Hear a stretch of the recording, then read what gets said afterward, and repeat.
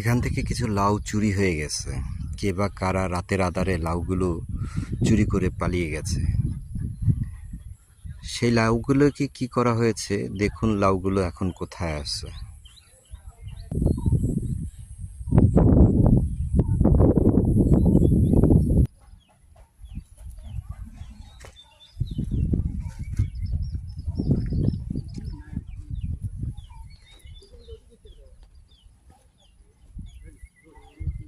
লাউগুলোকে এভাবেই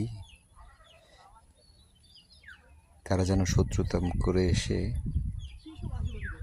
সব আগুনে পুড়িয়ে ফেলছে।